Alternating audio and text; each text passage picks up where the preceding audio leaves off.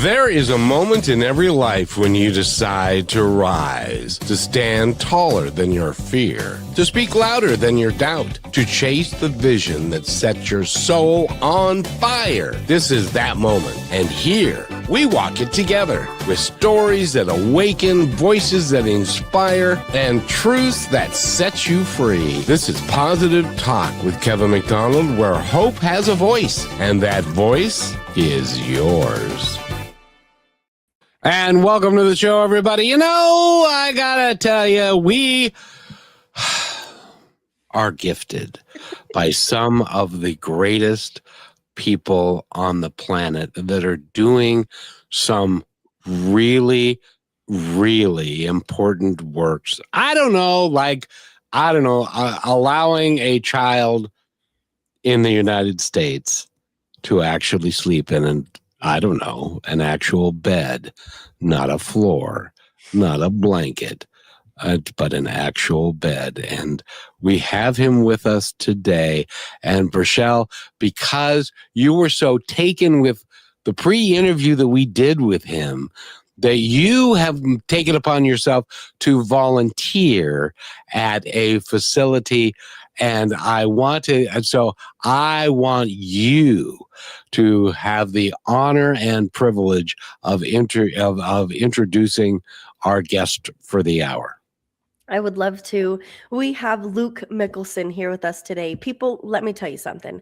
I have certain shows I wait for the week, and this has definitely been one of them because Luke is doing exactly that. He's providing beds for children to sleep in. And something that's really cool, he's got a website, shpbeds.org. I was unaware of this, but when you go to his website, it'll ask you to see your location. I thought, hey, maybe this time you can.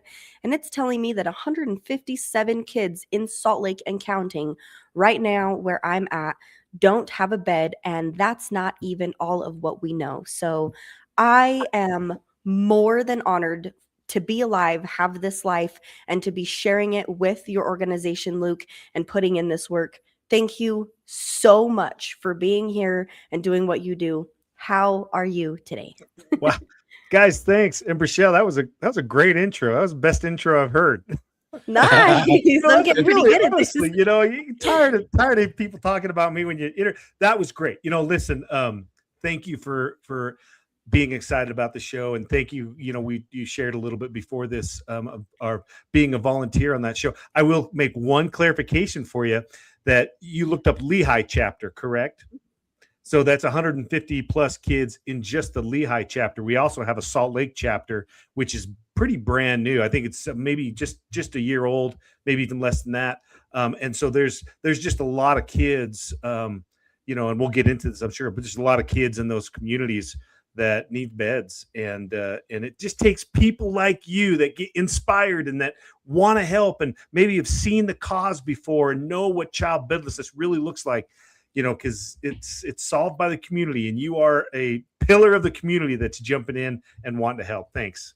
Of course. You know, Luke, I've got to say, I have been around the planet for a while now, and I know that there are 40 million kids that go to bed hungry. And in the United States of America, that we have kids that are in foster care and they don't get the education we've got a lot of issues. It never dawned on me that we would have so many children in the United States of America that are going to bed without a bed. It just didn't even dawn on me. And so please explain how you figured that out, and then what you decided to do to make a difference in the lives of those kids, and how many chapters you have now, and how many people that you are affecting. You gotta feel pretty good about yourself by now. Well, you know, Kevin, thanks for that. You know, it's crazy. Like everybody I talk to still to this day, and I've been doing this. We started in 2012, so we're going on 14 years now. 14 years of doing this, even in my own hometown, which is Twin Falls, Idaho. There's still people that don't know that this is a cause, right? Just like me 12 years ago. And and it's even worse than people don't know until Sleep in Heavenly Peace, 2012, when I did a little research, when I found about the problem and I started looking into, okay, what are people doing to solve this problem? This was the shocking thing. And still the shocking thing, there was only one charity, one in the entire country in 2012 that I found that provide beds for kids. That was probably one of the biggest shockers. And the second biggest shocker, as I started doing this and building more beds and sharing it and whatnot, all of a sudden I was getting calls from CPS, CASA, all these agencies that work with transitioning homelessness or kids, basically families that are in need. And I was like their best friend. I was like their favorite person because they told me that finding a bed for a child, providing a bed for these families for a child is typically the single hardest thing for them to get. How crazy is that? And you find out it was the hardest thing to get because there wasn't anybody, any charity, any services that were really providing that. And so, not a lot of people, very, very, very few people even know that child bedlessness, by the way, not a real word, but a real problem, even knows that this exists, and there wasn't a lot of people doing about it. Still to this day, we're the largest bed building charity in the world, which is great to say. It's sad to say too, but mostly because there hasn't been very many charities that have been doing this because they don't know the need's real. Is it because finding a bed can be expensive and there just aren't enough beds to go around because I was thinking about what you said the last time and the last time I was at like Goodwill, there aren't any beds in Goodwill that you can pick up for a reasonable amount of money if you are just escaping homelessness. And so you're in an apartment and you got nothing.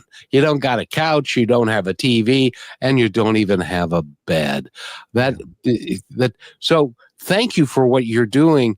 And it's just remarkable. And then you gave me a statistic that I found hard to believe about the numbers that are involved here. What are the numbers as far as you can tell? Well, that's a great question. Statistics are funny. There are no statistics anywhere, professional statistics that have been made on child bedlessness or kids between the ages 3 and 17, that whether they have beds or not. And to answer your first question, beds are just hard. They're expensive. You can't find. In fact, I think it's actually illegal to sell used mattresses.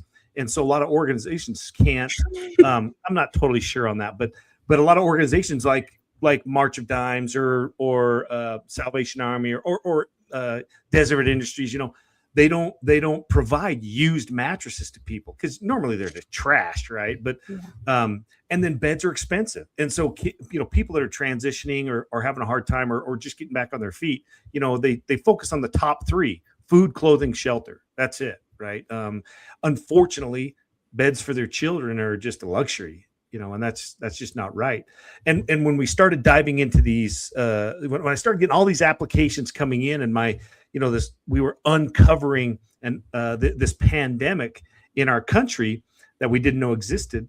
I started looking into how bad is this, and like I said, I couldn't find any statistics. Still, to this day, there's no professional statistics other than what we have kind of put together the last 14 years. And trust me, we're not statisticians, so I can't tell you that this is professional numbers. But what I can tell you is, being the largest organization, knowing the population that we serve, knowing the applications that we get from these populations, I'll just say this: on average, it represents greater than 3% of the total population. So if you're in a town of 100,000 people, there are 3,000 kids right now that don't have a bed or a comfortable place to sleep.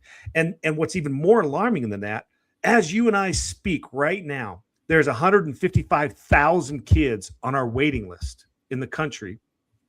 And that is us only covering a geographical area of 27% of the United States. So if you think we know that it's greater than 3%, and there's still 70%, a good chance that 70% of the country They don't even know we exist. They don't even know that that this is a cause or this is a solution to a problem they have. So is it greater than 3%? Heck yeah, it is. How much? I don't know. But it's 1% is too little, it's just a horrifying number and no one knows about it. And so we're expecting these children to what? Sleep on the floor? Is that where they are? The conditions that we see these kids sleep in are, they're just crazy, especially the country that we live in. Where this all started, let me share this with you, Kevin. Where all this started was, I'm from a small town. Well, this is when it started. I was from Kimberly, which is just outside of Twin Falls, only 4,000 people, really small town. And the beauty about living in a small town is, everybody, right? The bad thing is everybody, and they know you. What that brings, though, and I'm so grateful for it, because what it brings is this sense of camaraderie, this closeness, this sense to support everybody, and I grew up in a very poor environment. My mom raised 5 kids all by herself, and no help from my dad at the time, and I remember, we didn't have much. The Christmas, I remember many Christmases we didn't get much. In fact, the very first Christmas after my parents divorced, we didn't expect to get anything. And I remember walking out to my mailbox to grab the mail, and in it was $1,500. And we had the members of the community helped the Mickelsons out that Christmas with Christmas. And I just remember that's the type of community that we live in. And that's the type of person I wanted to be for my community as well, right? Just to help out.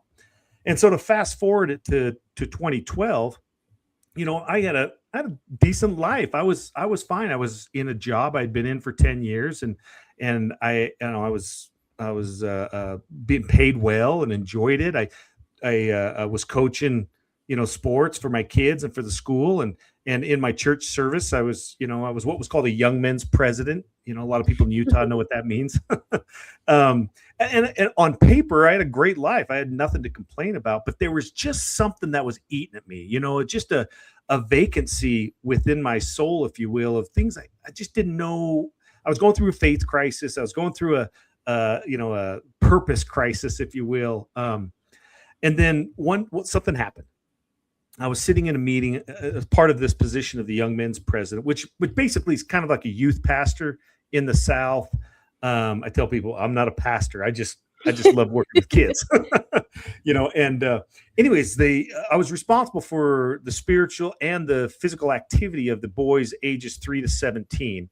And basically it was the Boy Scouts. So I was the leader of the Boy Scouts, if you will. Well, in this position, we had weekly or biweekly meetings where we talk about with other leaders within the church. When we talk about events that are going on in the community, we talk about people that we were helping out in the congregation and outside of the congregation. And one particular family really just caught my ear, this story, because it first started because, look, I've been in my small town riding on my bicycle since I was 4. I thought I knew every section of this town, right? Well, I found out they lived in an apartment complex I didn't even know existed. That's how remote this was. The mom was the local school bus driver. Dad suffered from a little bit of mental health issues, so he just couldn't hold a job. They were just struggling, They had a couple of kids. And so when I heard that this apartment complex existed, it kind of perked my ear up. I'm like, wait, where is this place? And then when the leader that was telling us the story said, yeah, I visited the home, and she was telling us the things that they needed, and kind of in passing, which was really weird. She says, yeah, they don't have any beds for the kids, and the kids don't have any beds. And I said, well, wait a minute. What do you mean they don't have any beds? Like, they've got a mattress, right? Oh, no, they're just sleeping on the floor. That shook me. I don't know why. I don't know why it hit me so hard. I guess because I'd never imagined it before. I just didn't think the kids, right? Like you guys, when you first heard about it, you're like, there's kids sleeping on the floor. Wait a minute. What? And that's kind of how I reacted. I said, hold on. Like, they don't have a mattress. They're just on the floor. And two thoughts came into my head. My first thought was my own kids. Like, what would it be like if I had my own kids sleeping on the floor? What kind of attitude, what kind of life, what kind of preparation for school and whatnot, would these kids go through or be prepared for? Probably not very good. And then the second thing was I got really excited about, because as a leader of, teenage kids, trying to provide an activity for them through the week that doesn't involve a screen or an Xbox game or something like that is a difficult thing to do, right? Yeah. All you leaders out there know what I'm talking about. And so I got excited. I was like, okay, thinking this is what I want to do. I'm going to take my Boy Scouts. I'm going to get an Xbox controller out of their hands and put a drill in it. And we're going to teach these boys something, right? It'd be fun. I was a little worried that they weren't going to like it because it was work. And keep in mind, this is like the very first week of December in Idaho, not exactly a tropical place to build crap in your garage, And so I got really excited, and the boys came over that week, and we just started building this bed. My daughter had a bunk bed. And when I got done with that meeting that night, I went home and just took a tape measure and a pencil and paper and started making notes on how I could copy this design. And I had to make it really easy because these are, 12, 13, 14-year-old scouts, and I'd never made furniture before in my life. I wasn't a stranger to tools. And I tell everybody at the time, I had to borrow my wife's tools because I didn't have all the tools I needed. Yes. Don't tell anybody that. No, anyways. And so I watched these boys, they were at my house for a couple of nights a week building this bed, and they had a great time. They came over after, this is after basketball practice. This is after, school and whatnot. But for about 3 days, we took time building this bunk bed. Well, when it was all said and done, I think the word got out within not just the congregation of our church, but the community as well. And it came Saturday night. We went to deliver this bed. Well, my gosh, half the community showed up at my house. There's probably 20, 30 people there that wanted to be a part of this bed delivery. And I'm like, wait a minute, guys, this is like a 2-bedroom apartment. We can fit maybe 5 or 6 of us, So I decided to stay back with some leaders to clean my garage because it was a mess. And the boys and some of the leaders went on this delivery. Well, the next day at church, they just told me how amazing it was, right? The kids never had a bed before. So here they are getting their first bed. And I was just picturing the excitement as they told me the story. And, I was excited for the boys, but I was also pretty jealous that I missed out on, the opportunity to be a part of this delivery, which really fueled me, actually. I didn't know it at the time.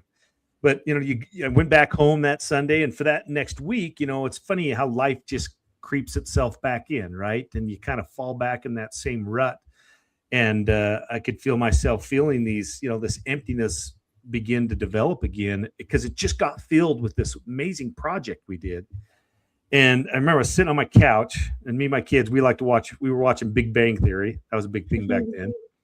And some commercial came on, and it was about an Xbox game or, some sort of game that the kids I know, being close to Christmas time, are going to ask that they want it for Christmas. And they know I'm not going to get it for them. Gosh dang, we don't need another Xbox, right? And sure enough, it was just like a perfect storm. I was going through this internal turmoil, and my kids are asking for things like Xboxes, which they know I'm not going to get. And I just helped a family that had kids that didn't even have a bed, And I remember thinking, look, I can teach my kids, talk to my kids, share stories and testimonials and all day long about the joys that my Boy Scouts felt building this bed and whatnot. And I wanted my kids to have that, or I could just get off the couch, get my butt off the couch and have my kids participate just like my Boy Scouts did. And so that's what I did. I jumped off the couch, didn't say a word, just started walking to the garage. And my kids said, Dad, the program's on. Where are you going? And I turned around. I said, listen, I got leftover wood. We're going to build another bunk bed, and you're going to help me. And and it was great. I have pictures of my daughter in a little pink tutu out there drilling screws in the wood, and my son in his Boise State jersey pounding away. We just had a great time over a couple of days building this bed as a family. Well, Kevin, I had this bunk bed. I had no idea what to do with it. I didn't know that child bedlessness was. I solved the problem already, right? Right. And so I Well, didn't let's know- leave us on a cliffhanger. We need to Okay. take a quick break, and I want people to stay with us so we get to find out what happened to that damn second bed. That's right. But everybody follow us along. And something you said, Luke, I didn't even catch this the first time we talked to you. Your website, shpbeds.org. Everybody go there. I did not realize what that stood for. And I think that I just continue to love this every day more. I'm trying to keep myself from crying because it's already emotional. Oh, we haven't day, even hit but- the juicy part yet. Yes. So everybody do follow us along and get involved, find out, do something. shpbeds.org. Follow along with us, and we'll be right back with Luke Mickelson.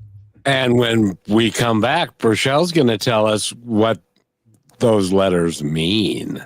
And we'll be right back. Stay with us, everybody. You know, strong men do not rely on willpower alone. They build systems. They surround themselves with men who tell them the truth, men who challenge them, men who do not let them slide. This is what the Help for Men Brotherhood is. It's a system designed to help keep you sharp, grounded, and moving forward. We have live calls every single week, private discussions. You get direct access to experience and zero fluff.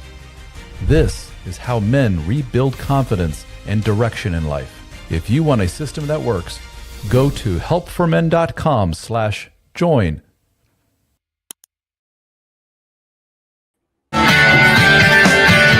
And welcome back to Positive Talk. My name is Kevin. Rochelle's right there. And Rochelle, you left us on a cliffhanger. Take us off the cliffhanger. Yes, well, me and Luke both. So SHP, I realize, stands for Sleep in Heavenly Peace. That's just even more of a reason to absolutely, I can't, the way that I want to act right now, I can't because I'm sitting down. So visit Sleep in Heavenly Peace beds.org at SHP Beds. And Luke, please do tell us what the hell happened to that second bed. Well, and before he goes there, I have to mention this because you had a comfortable job, you had a comfortable life, you were a coach, you were doing these things, but you weren't satisfied because you knew you had a greater purpose in life. I firmly believe that we all have that, but many of us don't act on it. You did. I did. My question I had in my life was, why am I here and what am I here to do? And that became this. And because of this, we're able to have you talk about your passion and who you are, and because you had that same calling. And we all can have that same calling if we choose to. So don't close your ears, don't close your heart. Listen to what your heart is actually telling you, because that is important. Okay. So what happened with the second bed? Kevin, thanks for saying that, because I do a lot of not TED Talks. I did one TED Talk. I don't think I'll do another. No, I do a lot of speeches, right? And my speeches, my platform is really talking about tiny moments and how we have tiny moments. There's small moments of inspiration or thought about doing something good or helping someone out. And Kevin, I'm no different than anybody else. And you probably did the same thing. We get these all the time and we dismiss them away like nothing, right? We're too busy and, I don't know how to do that, or someone else is doing that and I don't have time and blah, blah, blah. Those are all just excuses for us to not get off the couch and try. And I'll tell you something, you might not change the world. You might not have a hit podcast radio show, or you might not create the largest charity in the world for what you're doing, but you're going to help not just that person out, you're going to help someone very special out in your life, and that's you. And that's probably what I didn't know I was doing when I was in the middle of building this bed with my kids, is the path that I was on of obviously helping so many kids, which I'm so grateful for and love, but also helping myself get out of a rut so I can be the man and the father that I need to be for my kids and for my spouse and for everybody else. So thank you for sharing that. Well, and by the way, Nancy says, still shakes me sand away. And by the way, Brichelle, this next guy, he's becoming a regular listener of ours. Do we?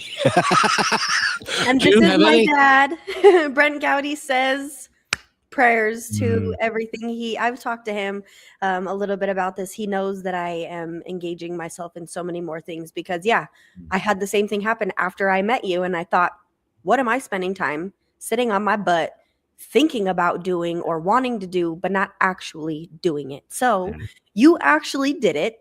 That's You right. delivered a bed. You missed that experience, which kept you motivated. And then you made another one. Right. What happened to the bed, and what was that like with your kids? So building it with my kids was amazing, right? What I wanted to get out of that, I didn't build this bed to help a child that I knew that was sleeping on the floor because I didn't know another one. I did this because I wanted my kids to know the joy of service. I say that if you want to find true joy, stop looking at yourself and see how you can help someone else, even in the smallest effort. And you know what? Your problems, they don't go away. Of course they don't, right? But they will seem far less heavy than what they are. They're not that heavy. And when you help someone else out, I think you get perspective on that, and it gives you, at least prepares you probably better to handle some of those heavy problems in your life or heavy decisions you have to make. But it gives you perspective to prepare for that. And so I wanted them to feel the joy of service, and also, of course, appreciate the things they had. You didn't need another Xbox. You have a bed. Some kids don't. The ones we just helped didn't. So I wanted them to feel that as well. Yeah. But here I was with a bunk bed, not knowing what to do with it. So it was recommended to me to put it on, one of those Facebook buy, sell, trade groups, which I wasn't a very big Facebook group or Facebook guy. I posted a few pictures of me fishing for my sturgeon, but that was about it.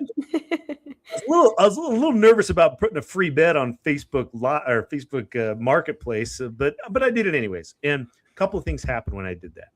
First of all, I was great. I had a lot of posts or a lot of comments on that post from people I'd never met, people I had met long time ago, friends I hadn't connected with for 20 plus years. That was a cool part. And the shocking part was they all knew one or two situations of kids sleeping in really, really, really uncomfortable situations. We're talking pallets, straight hardwood concrete floors, no match, or maybe 3 or 4 kids to one bed. I just started reading these situations, and it was just astonishing to me. The number of them and the quality of the situation they're sleeping in just blew me away. And I had a hard time believing it, and then a friend of mine called me, and I knew this gal. I served a mission with her for my church, and she shared she was working with the social work group, helping people transition out of homelessness. And she said, "Luke, have you picked a person for that bed yet?" I wanted to go to a child, right? And so I had said that in my post. I want this to go to a child. She says, "Well, I've got the perfect family for you." And this is my Haley story. So this is my first delivery of a child. Are you ready, Brichelle? Yes, I'm ready. Oh, I don't know. She's going to cry. I just know it. So the story behind Haley. So she was a 6-year-old girl that had never slept on a bed before. She slept in the backseat of her mom's car. They were homeless.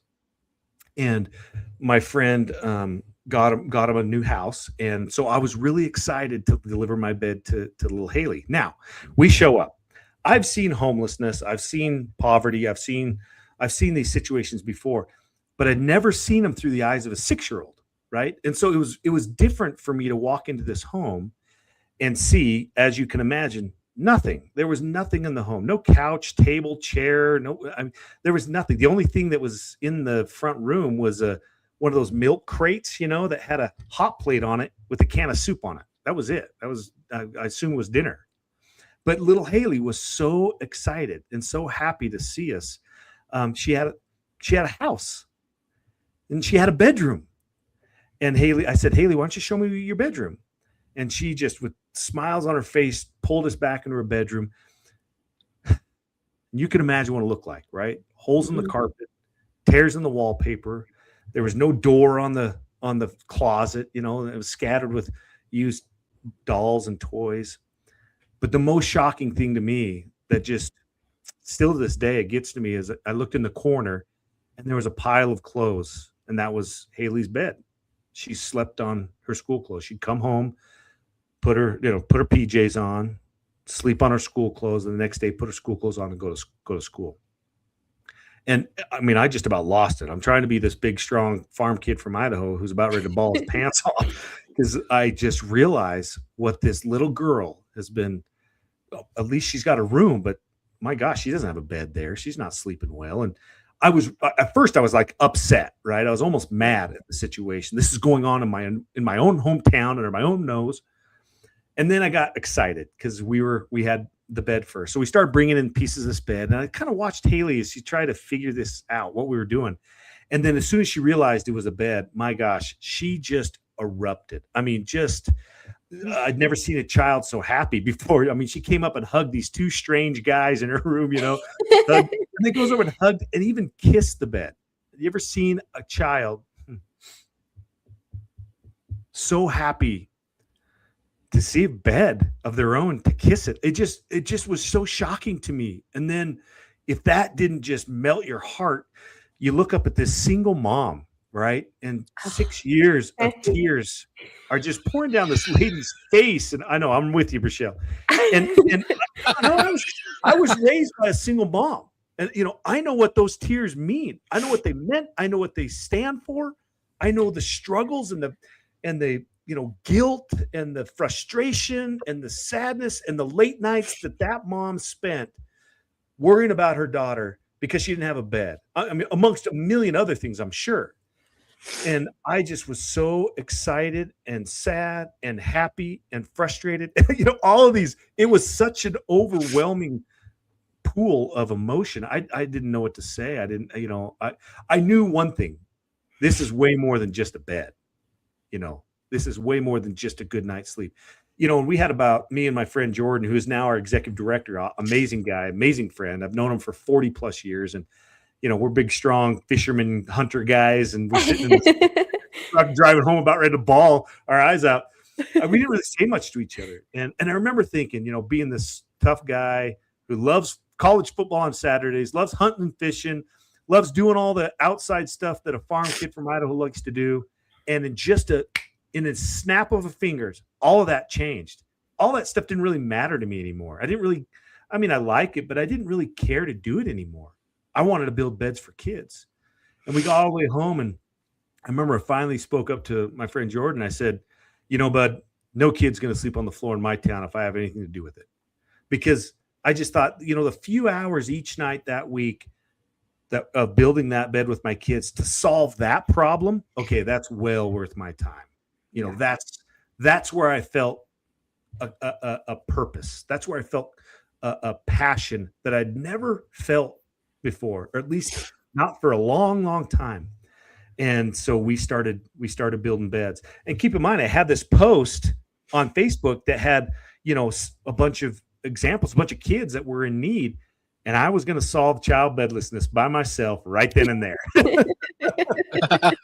And by the way, we're talking with Luke Mickelson and Rochelle. While you get yourself back together again, why don't we take our halftime break? And his website again, if you want to go find out more about him, and also he's got chapters, and we'll talk about this when we come back, all over the country now, and it's a big deal, and you can help a kid have maybe for the first time, have something that's very personal, something that's their very own, that nobody can ever take from them. The ripple effect, Luke, that you are creating around the world is remarkable, because it isn't just that child. It's that child's parents. It's everyone around them. And the impression that you're creating is just remarkable, isn't it, Rochelle? I'm speechless, and I'll tell you more why when we come back, so I can gather my tears. If you're one of the 5 or 6 people that are watching me cry, I love you so much. If you want to feel this impact, go to shpbeds.org. sign up, communicate. If you're someone who needs a bed, reach out, ask for help.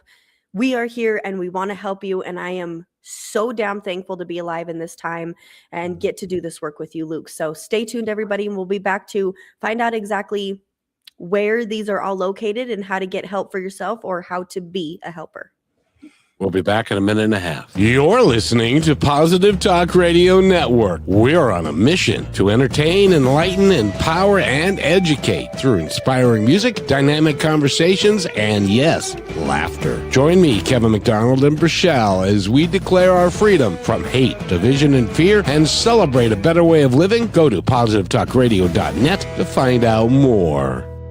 Here's another point to ponder by Positive Talk Radio. A woman spent years hating the reflection in her mirror. One day, she whispered, "I am enough." Day by day, her reflection became her friend. Self-love begins with the words you tell yourself. Speak gently, because you are listening. This is brought to you by Positive Talk Radio, where stories of hope come alive.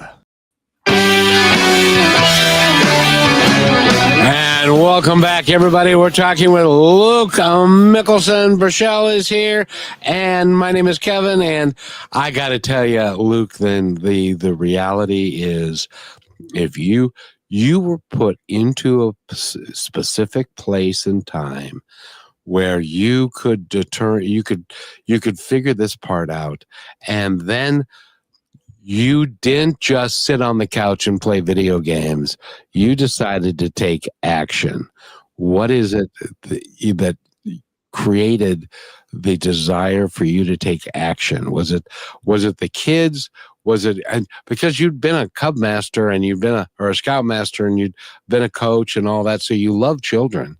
But was that what it was, or did you feel like the calling was bigger and more deeply personal? Because you could have built a couple of beds and called it a day, but you said no. And you made it clear, every kid in my town is going to have a bed, and that is a supreme goal. And congratulations on doing what you're doing. You are a shining light. I was trying to get to the other one. I'll play it in the next. You're a shining light that can light up the entire room by the fact of what you are doing. Isn't that right, Brashelle? Yeah. We have a guest we need to say hello to, and I'm so glad he's here. But before we do that, Luke, the reason that this means so much to me is I was that kid. My family now, my cousin who's here in my home, has a bed at her home, and she sleeps in my bed with me or on the couch if she wants. She loves sleeping on the floor. So, but I felt so horrible as a teenager going from my grandma's house with all these 5 children who are either shoved together in one bed, or, I mean, we made the best out of it, right? We would bring all the blankets in the house, make something with a little bit of comfort, and we would all sleep on that one comforter just stacked together. And there was meaning in that. It brought us closer, but I experienced them getting their first bed. And there is nothing more filling in this world than moments like that. That's when you realize why we're here and what life is and all those things. You getting that experience with Haley, I will never let that leave my mind, and I will take that as far as I can and run with it. And I understand why you do the work that you do and where that built, because you were like, I'm gonna take on the world. You know what? Just screw Idaho. We're gonna go everywhere and around the city. So I want to welcome in a guest who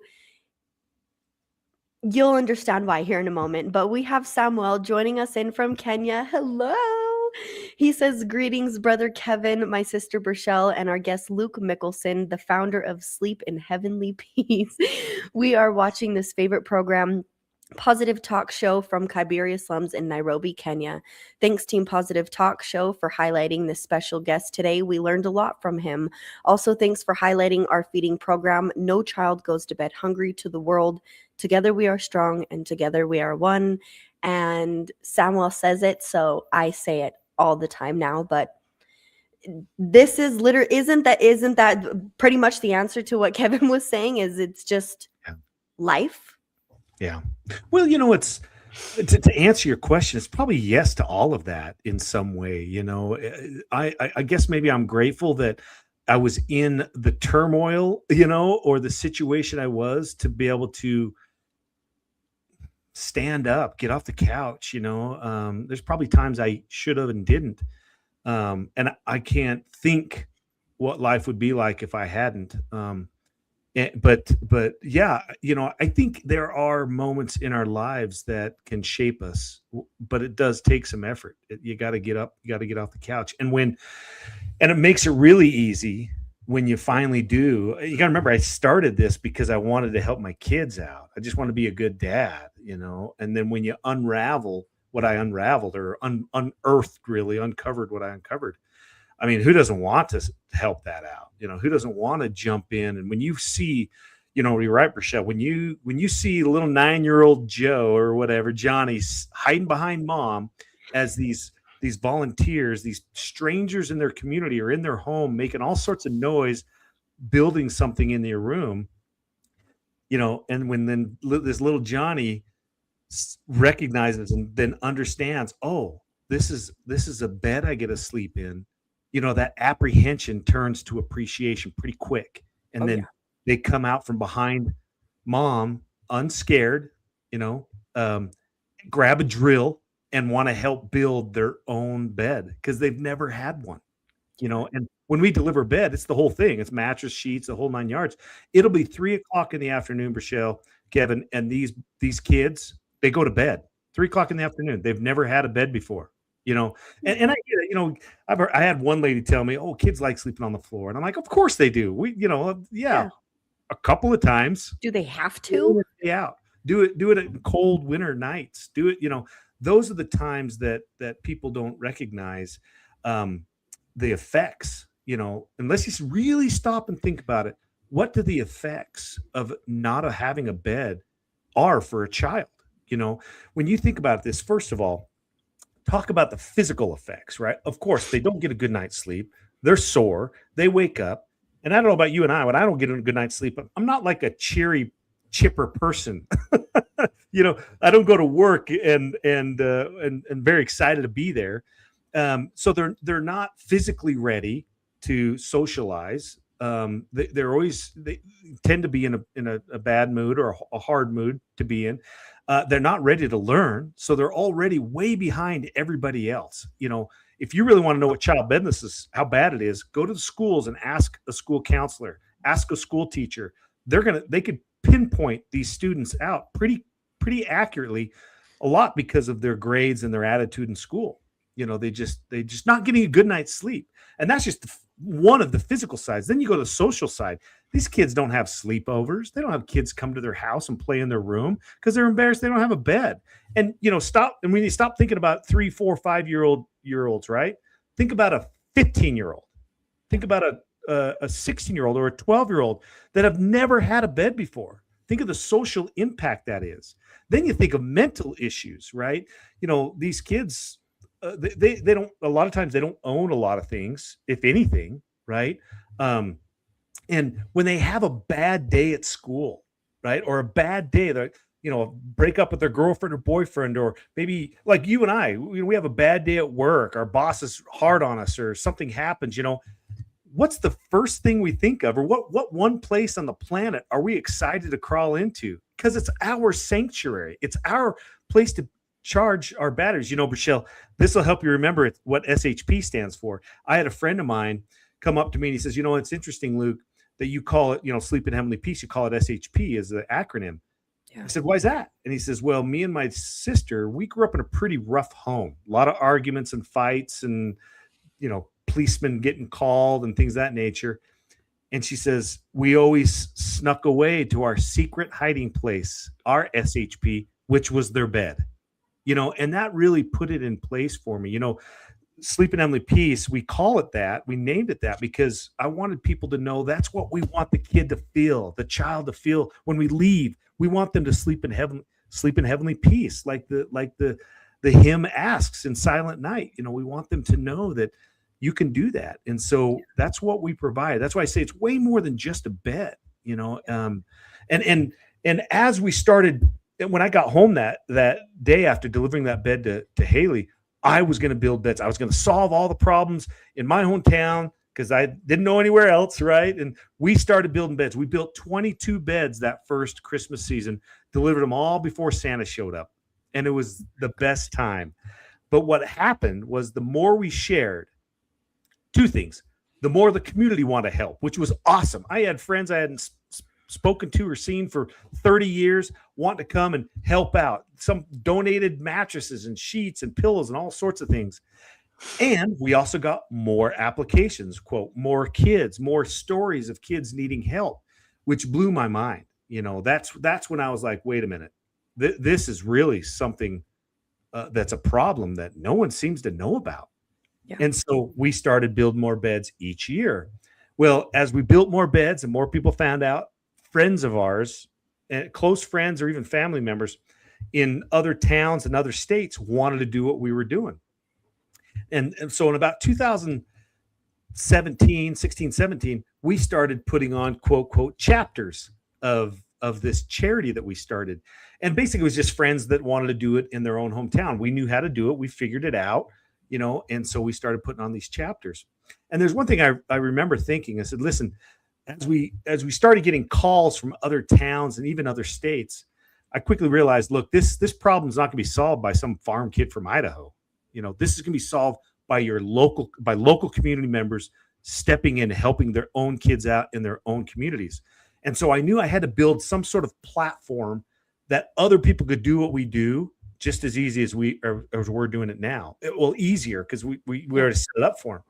And so we started putting on these chapters. Well, something happened in the beginning of 2018. Let's leave us on a cliffhanger. Okay, again. We'll leave you there. Everybody listen, this is where everything changed for us. We went from being everything locally known and in the few cities outside of Idaho that we knew to where we are right now. And I'll share that with you when we're done. Hey, I'm getting good at these cliffhangers. Yeah. Yes, indeed. And when we come back, one of the things that I want to ask you is how much does it cost to put a bed together and how much of an impact somebody with means can make in this to help you do this. We'll be right back because I believe, and I know Rochelle does too, this is an important message I want everybody to listen. Here's another point to ponder by Positive Talk Radio. Look at the world today. We see conflict, poverty, and division driven by the tragic illusion that my people are separate from yours. This belief in separation is the single greatest obstacle to peace. The truth is, humanity is a single global body. When one part of that body, a child in poverty, a family fleeing violence, is in pain, the entire system suffers. We cannot truly be well while our brothers and sisters are wounded. There's no us and them in this body, only us. Our sacred responsibility is to move past labels and see the shared light and common dignity in every single person on earth. Justice, for one, is justice for all. Compassion, for one, is compassion for all. This is the blueprint for global survival. We are one global family. Let empathy be our border, and let love be the only banner we carry. And welcome back to Positive Talk. My name is Kevin. Rochelle is right there, and Luke Mickelson is right in between us if you're watching this. And Luke, I have to tell you that in the work that you're doing and the work that you've done, I'm sure that there was nobody that said, including perhaps your significant other, that said, wait a minute. You've got a really good job. You're going to leave your really good job and you're going to make beds for a living and stuff like that. I'm glad you didn't have anybody, at least I'm hoping that you had nobody in your life that said that to you, because what you're doing is so important. And Rochelle, you made us do another cliffhanger. So where are we? So we are at the point of learning where the heck all these places are and where we've built these chapters so we get to go help out. And then we'll follow into your question, Kevin, about the expense of the beds. So Luke, the floor is yours. Thank you. Yeah. So I left you with, it's 2018.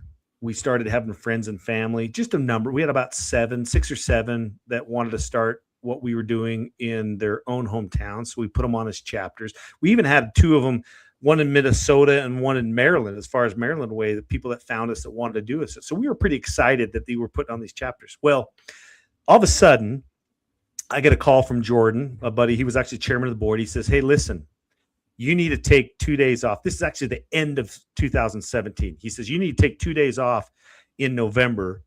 I said, why? He says, for Sleep in Emily Peace. Now, a little bit of the backstory is my work at the time that I've been working there for, 19 years, we're noticing that my attention, not that I was missing work or anything like that, but my attention, namely like my vacation days, were all going to this charity and had been for, 5 or 6 years. And I can imagine they were pretty nervous. I was going to buy the company. I mean, I was the vice president of sales and operations. I was going to buy the company and blah, blah, blah. But the head honcho recognized and knew me well enough to know Luke doesn't do anything, half-assed, if you will, pardon the phrase. And he is all in on this. So I think he knew it before I did, which I'm very grateful. I wasn't at the time, but I am now. He basically gave me an ultimatum. He said, hey, listen, you need to stop doing this charity thing and stay with your job, or you need to quit your job. That was a tough decision. And it also wasn't a tough decision.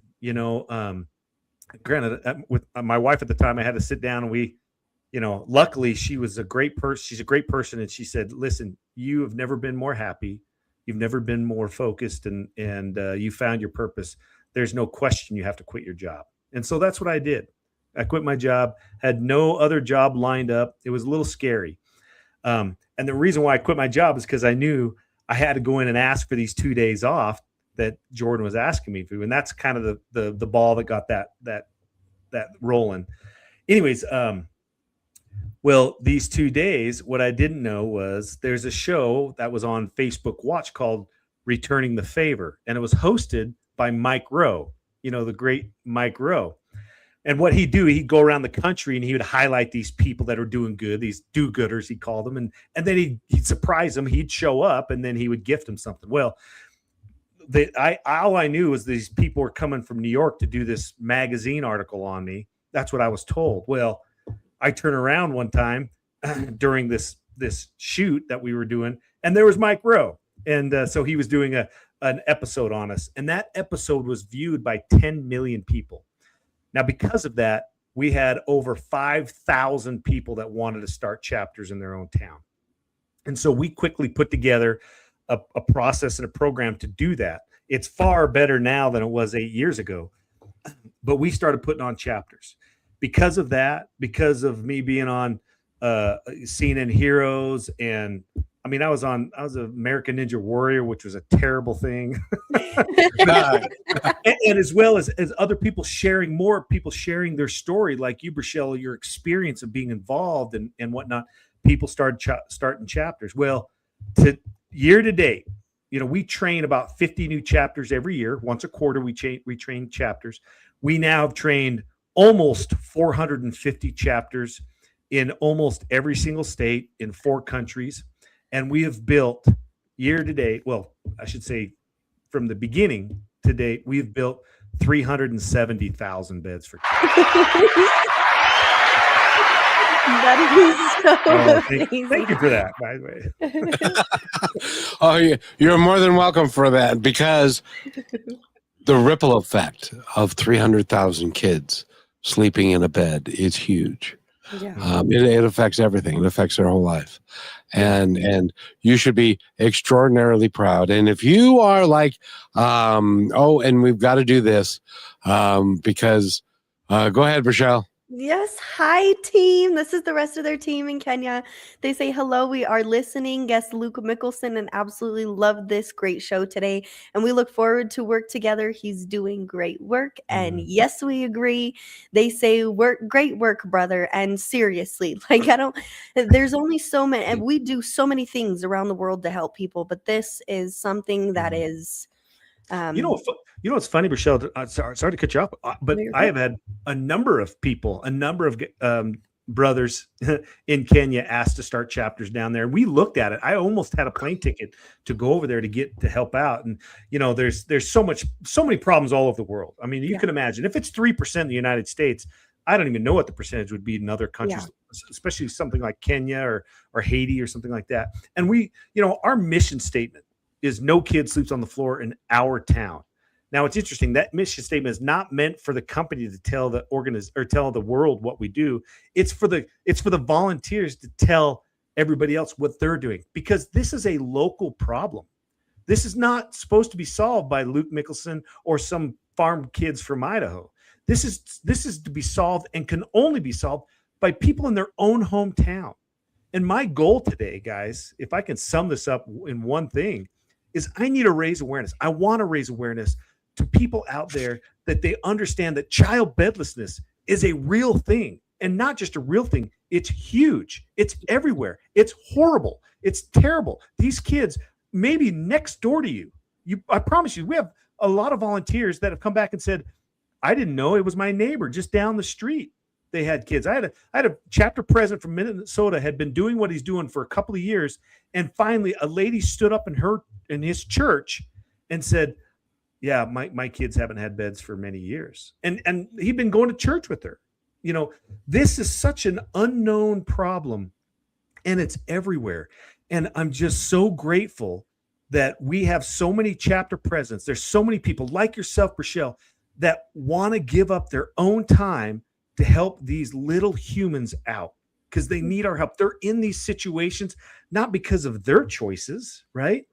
And sometimes not even the parents' choices, but certainly not the kids' choices, right? They're in there because of someone else's bad choice or hard situation, and they're suffering the consequences. But guess what?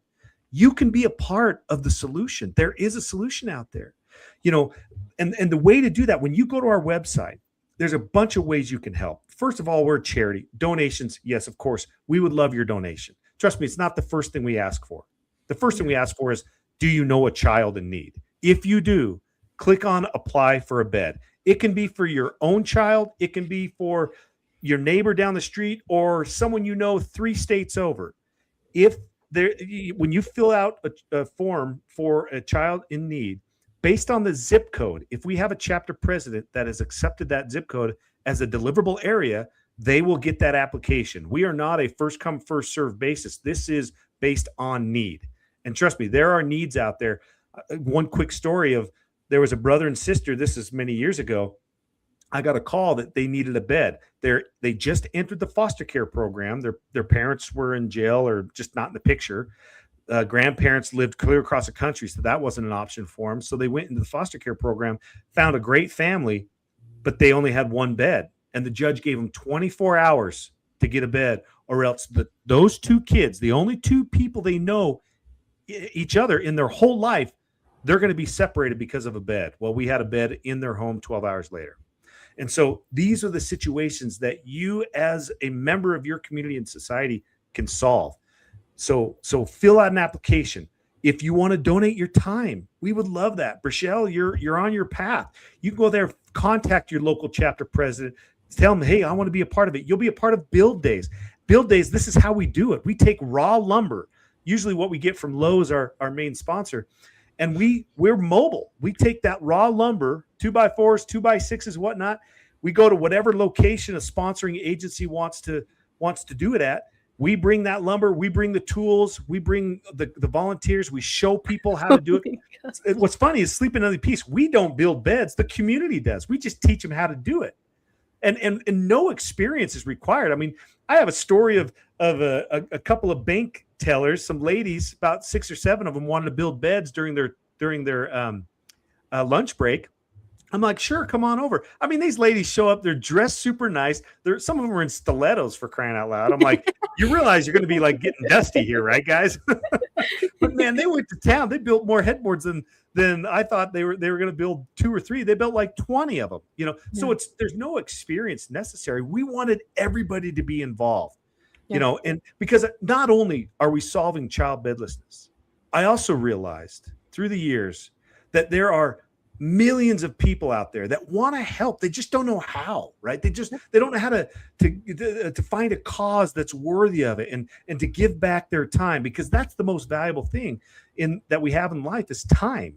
And, and I learned this lesson a long time ago, that the sweatiest volunteer that we have, the happiest volunteer that we have is the sweatiest and the dustiest. And why? Is because when you volunteer your time, you want to feel like you made a difference. You want to feel like that your efforts meant something, right? And when I first started this, I tried to make it too easy for the volunteers. I wanted to do everything for them. And I quickly learned, no, that's quite the opposite of what you want. People want to be involved. They want to feel like they did something. When you come to a build day, it's easy, but physically it's demanding. And that's good, because everybody that leaves our build days, or certainly delivery days, will tell you it's one of the most fulfilling experiences of their life, because they feel like they act. And it is true. Their actions mean something. They touch every single piece of wood that crosses our assembly line, right, to make a bed. So they touch physically, put fingerprints on every bed that goes out to child in their community. And when you donate money, it stays in that community. We pull 10% because we got to turn on the lights and pay for insurance and do all that stuff. But that's it. It's greater than 90% of your dollar that you donate to whatever chapter you select stays in that chapter. Well, and Kevin, I have to say this, Luke. I think it is not only remarkable that you're doing the beds in general, but you're building community through people understanding that they want to help. That itself is massive. You're teaching people that they can be leaders of themselves and work in groups to build something or be capable of learning something they didn't know before. But you're building the whole damn bed frame. Let me tell you something, okay? I just bought my first bed. I am 27 years old, people, and I just got my first bed. It's my bed. Yeah. Let me tell you something. I don't care what age you are. When you get your own bed for the very first time, even though I just had my 8-inch mattress on my floor and nothing else in this apartment, I jumped all over it. I wanted to take it everywhere in the apartment with me, because it became a space that opened my little self that I buried because I had a bed. So if you are thinking to yourself, well, how impactful is this? It's that impactful, because at 27 years old, things that I buried came back up and sprung to life through the fabric of that bed. And if you get that opportunity to put the love into building that bed for another child, you're not just doing that. You're healing yourself on the inside by helping them. And I really want people to hear that. Kevin, I'm just baffled at the fact that they don't even just a mattress, but a bed frame too. Like, you could do so many cool things with a bed frame. And sheets and the whole thing. The whole 9 yards. And we all we require, if someone wants to build a bed or donate money to us, it costs about $300. That's the budget we use to build a bed, provide a mattress, sheets that deliver the bed, because we deliver all the beds, right?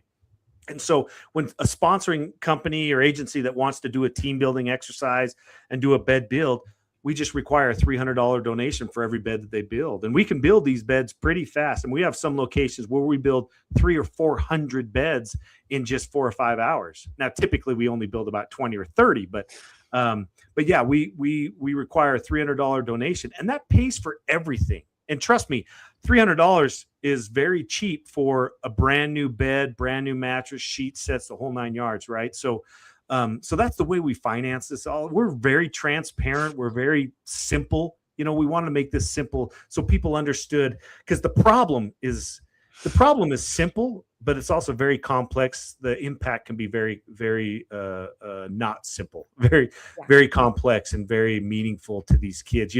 Rochelle, one thing we, as volunteers, when we deliver a bed, and thank you for saying that, because one thing we want these kids to walk away with, not just a good night's sleep, but we want them to know that there are people in their community that love them. They don't know who they are. They probably may never meet them again, but they love them. And so when they grow up, they've got a symbol.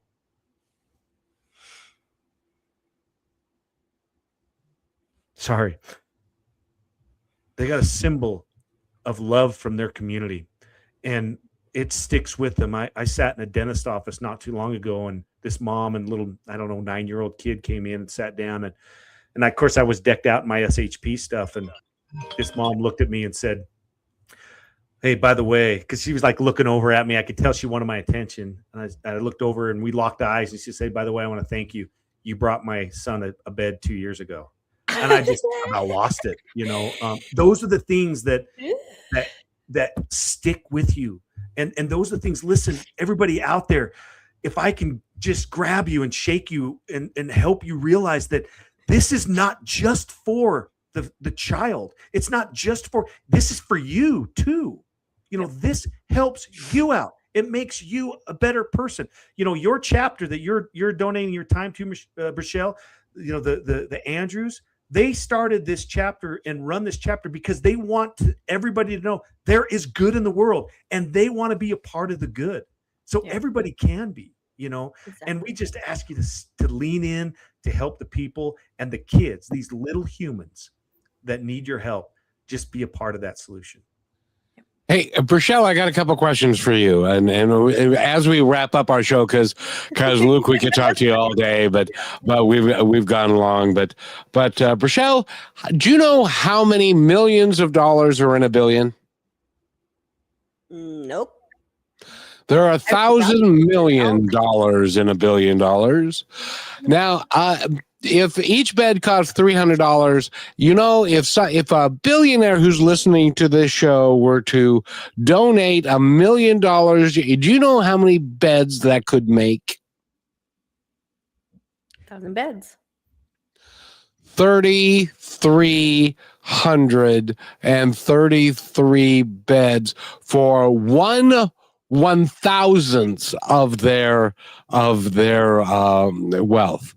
So if you are somebody of means, I can't $300 for a bed for a kid to have for his lifetime. Can you imagine the ripple effect that would have? And Luke, congratulations on what you're doing. And I hope that somebody will reach out to you and say, I love what you're doing. Here's $1 million. And that or would more, 10 million, 30, fine, 60 million. Kevin, thank you for saying that. I didn't really, I guess you don't put numbers to it, but you donate $1 million. That's 30.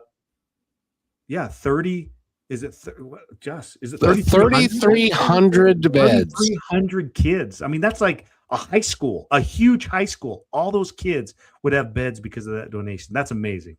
Yeah. And I'm so excited to be a part of it, Kevin. I'm going to record my journey along the way with you and your company. Everybody go to shpbeds.org, whether you want to be involved and be a part of the help and the movement, or you yourself or know of someone you love that needs a bed. Contact shpbeds.org. Find it for yourself. Get in the action of helping. Luke, we'll have you back on the show, of course. Yes. And I will record my journey along the way. And I cannot wait until my first experience and to have you a part of this. So everybody listening, thank you so much for staying and listening and getting all the information you can to spread further. We love you so much. And just please get involved with this. Kevin, thank you so much for making conversations like this possible. I don't know what I would do or who I would be without this. And thank God, because you don't either, Luke. So that's right. So, and I just want to say this. If you are a billionaire and you're listening to this and you want to donate 2% of your wealth to this really good project, you can give $7 or $8 or 9,000 kids a bed to sleep on tonight. And that I can't think. You want to create a legacy with your money? I can't think of a better way to create a legacy. Luke Mickelson, bless you for what you're doing, because you're changing people's lives. And I know you know that, but there are times when you don't necessarily believe how important what you're doing is. But thank you for doing it. Thank you. And we'll see you again soon. Yes, let's do it again. Oh, you have no choice. We're going to drag your butt here because Hey, Rochelle, I will. You're not far from me. I know. you how let to me get know. there. Let me know when you're going to be on a build or delivery. It's a good excuse to come down and see my friends anyways, but I want to come down and go with you. Yes. Okay. I will. We'll be in contact. And everybody else, stay in the positive talk world, because I'll be sharing my experiences too. Yeah. And thank you everybody for listening. And we'll be back with another episode in, I don't know, about 20 minutes. So thank you, Luke Mickelson. Rochelle, his website one more time. Yes, shpbeds.org.